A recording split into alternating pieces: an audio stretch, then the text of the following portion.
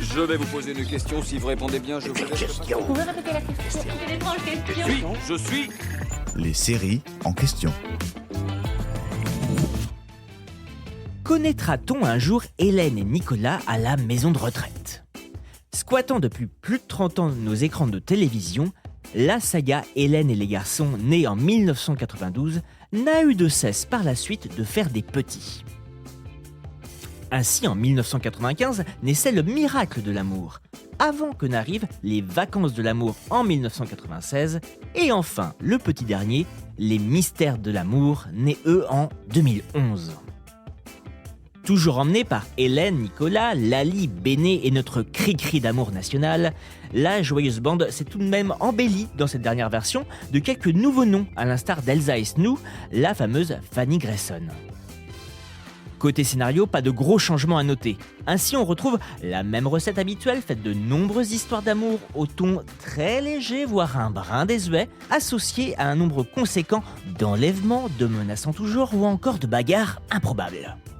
Un aspect, et attention je mets de gros guillemets à ce que je vais dire, un aspect thriller déjà présent dans Les Vacances de l'amour, dont les trépidantes histoires se déroulant sur l'île fictive de Love Island étaient en réalité tournées à Saint-Martin dans les Antilles françaises.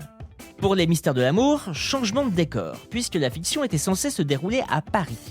Mais la série était-elle vraiment tournée dans la capitale? Alors non, mais pas très loin non plus. En réalité, la série avec Hélène Rollès et Patrick Puydebas était réalisée à Cergy-Pontoise en région parisienne. C'est dans cette ville qu'étaient notamment réalisés les plans à l'extérieur et à l'intérieur de la maison qui accueillait la joyeuse coloc. D'ailleurs, la bâtisse, ancienne propriété du photographe Peter Knapp, avait carrément été achetée par Jean-Luc Azoulay, le producteur, afin de simplifier le tournage. Par ailleurs, le watersport de Jimmy, lui, se trouvait sur l'île de Loisirs dans la même ville. Un lieu déjà mis en image par Éric Rohmer dans son film L'ami de mon ami. Enfin, de nombreux plans intérieurs étaient aussi tournés dans les studios de Beson, à l'instar de scènes de commissariat, d'hôpital et même celles dans le fameux garage dans lequel la bande se retrouvait de temps à autre. Souvent moqués pour la qualité de ses scénarios et de ses dialogues, Les Mystères de l'amour, dont les tournages se sont arrêtés en décembre 2025, auront tout de même réussi le pari impressionnant de continuer à rassembler de nombreux téléspectateurs pendant 14 ans de plus et quasiment 1000 épisodes autour de cette même bande qui nous accompagne depuis plus de 3 décennies. Un joli miracle qui n'est sans doute pas près de s'achever. J'espère que cet épisode vous a plu.